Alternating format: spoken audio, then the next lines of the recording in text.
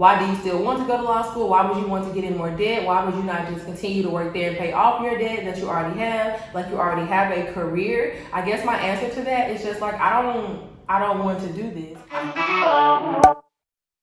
Hey guys, welcome back to my channel. So I know I look a little weird because I'm sitting on my counter, but I am in my new apartment and I have nowhere else to sit. I also have been like doing other things today, so you know, you're getting my Nike hat again. But yeah, pretty much this video will be all about what I currently do for my job. I know a lot of you guys have reached out and just said like, hey, why do you not like your job now? How does your job help your law school application? Why are you quitting? What is procurement? What is a consultant? What is supply chain? So pretty much that's what this video is going to be about. I know you guys are probably like, yeah, that's cool and all, but where's your announcement? The announcement is the next video. I need to figure out like how I'm going to frame it because the video, I know it's been like long awaited, so it needs to be like a good video. So yeah, that will be the next video. But if you're interested in just hearing about what I currently do right now, don't forget to like, comment, and subscribe, and I'll go ahead and tell you guys about my current job. So to start this off, I'm actually going to start back in 2015 when I graduated. So I graduated from undergrad in 2014 actually, and then I graduated with my MBA in 2015. So I got my MBA in like a year. Kind of did the MBA program while I was doing undergrad too, so more so like a year and a half, but the dates show like a year. So when I graduated that May, I knew for a fact, I was like, hey, I have to get out of Alabama. Like, I hate Alabama, I have to go. I also always wanted to go to law school, so I knew I didn't want to go to a law school in Alabama. Like, I just wanted no ties, honestly.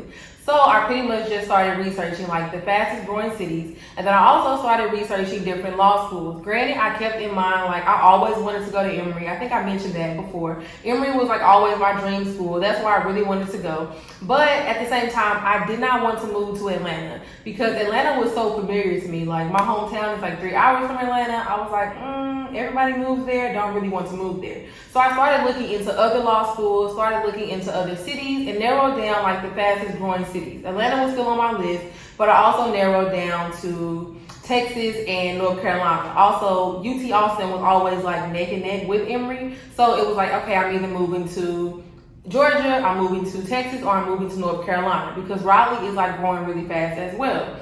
So I ended up doing some research and just deciding like, hey, UNC has the best tuition. If I can get in-state tuition, Raleigh is growing really fast. I started like applying for jobs in each different area. And I was just like, based on my research, I think I do really want to go to UNC. Like I was like, hey, their in-state tuition was only like $21,000 or $23,000 at that point, maybe even less, honestly. I was like, okay, if I can go there, get in-state tuition, get a job for a year, I can go to UNC. UNC has good employment statistics. I wouldn't mind living in North Carolina. Let's start applying for jobs in North Carolina specifically. So I did end up getting a job in North Carolina. So like I said, I graduated in May. By June of 2015, I was living in North Carolina. I had a job there. But keep in mind, this job was not like legal related. Pretty much this was like a software real estate company. They sold software to real estate companies. Like think like if you're a real estate agent and you need to log in and do like title documents, escrow documents, you need to log in and like write out the contract, figure out how much percentage you're going to get paid or whatever. That's what that company did. And I was pretty much like phone support. Like if you had an issue with the software or you didn't know how to write something in there, I would help you do that. But it was like high level phone support. I was making between like 40 and 50K even when I was temporary. And then when I became permanent, it went up like a little bit, just a little bit. So, but with that job though, I was just like, I'm not learning anything that is valuable in life. Like, it wasn't helping me with law school, it wasn't helping me with marketing, which my degree is in, it just wasn't helping me. So I started applying for other jobs. Probably like June of 2016, I started applying for other jobs. I ended up applying for marketing jobs because I was like, okay, well marketing can help me with writing at least, and then maybe marketing will pay me a little more as well. No, every single marketing offer I got or that I received was like less than 40K. And I was like, I don't want to take a pay cut. I also want to have a permanent job. But crazy part is I actually ended up applying for a job that was temporary again, but it was because of the job description. Like the job description was like Fortune 500 company needs help with contracting, needs help with drafting documents, needs help with saving clients money, needs help with negotiating with different types of stakeholders.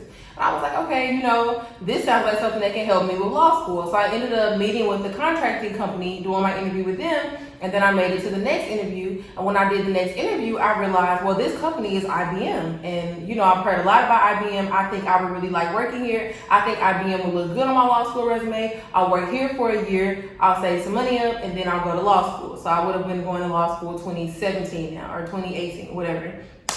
So I thought that was the plan. Ended up working there for, it's been like 4 years now. Keep in mind though, this job did really help me with my law school application. I think obviously the name helped me as well. I think being able to put some money aside from the salary I was getting after I got promoted a few times helped. But more importantly, I think what I was actually doing helped. So let me go into like my day to day and like different things I've done there to kind of show you guys like how I think that helped me build my law school resume. So pretty much when I first started, I was on a healthcare account. A little bit about like how the procurement department works. We have different clients and each client will have like tactical buyers. It'll have sourcing agents. It'll have like different people assigned to do different types of roles for each client. The first client that I had was a healthcare client. On that account, I was a tactical buyer. So to put this in like day-to-day terms, picture like you want to buy a laptop. You don't know what laptop you want to buy and you need someone to help you figure out what laptop you want to buy. Maybe you know the brand, maybe you don't, maybe you know how much you want to pay, maybe you don't, maybe you know the types of requirements you need, maybe you don't. Either way, as a tactical buyer, I'm supposed to help you with that. I'm supposed to help you like negotiate with the person if you already know what laptop you want, or I'm supposed to help you find a new laptop if you have no idea what you want. And then I help you get the best price for the laptop, and then I help you get a good, contract, good terms and conditions for the laptop in case something goes wrong.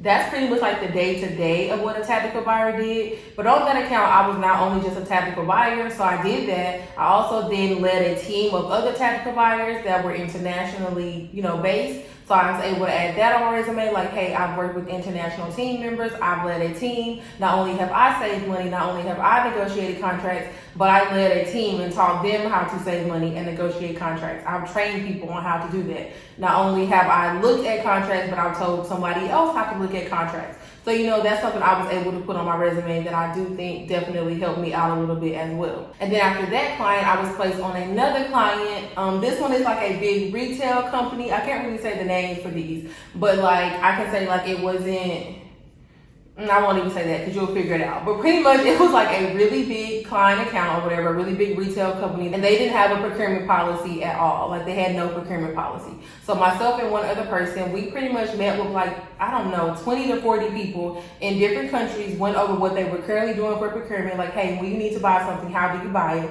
We took all that together, did some benchmarking, did some market intelligence, and then we wrote a procurement policy from scratch. So I was able to add that to my resume and my law school application and say like, hey, I've actually wrote a procurement policy. I wrote policies. So I think that definitely helped me as well. And then after that, I was placed on a manufacturing client account. And on that account, I was actually able to save a lot of money.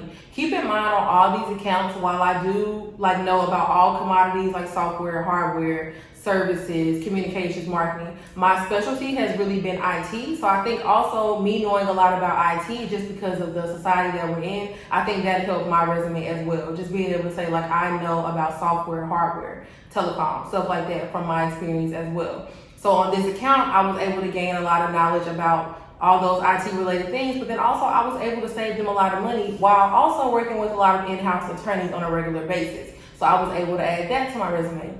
And then on the current account that I'm on, I'm a team lead on that account as well. So on this account, I'm able to say like, hey, communicating, interpersonal skills, whatever, I'm gaining all of that. Honestly though, with this current account I'm on, I think I've learned everything I pretty much can and like the types of roles that I've been in. So when people are asking me like, hey, why do you want to quit? You work at a good company. Why do you still want to go to law school? Why would you want to get in more debt? Why would you not just continue to work there and pay off your debt that you already have? Like you already have a career. I guess my answer to that is just like, I don't want to do this. I don't want to do procurement. I don't want to do supply chain. I don't want to make this like the salary that I'm making. I will like give you guys an idea of my salary. I won't tell you exactly what it is, but it is going to be a wide range just because I don't want anyone watching this from my job to but it's like between 75K and 125K. I'll tell you guys that. So I do make decent money. But still, like, the things I have to do for that amount of money, it doesn't add up to me. I don't enjoy my job like that. I want to be an attorney.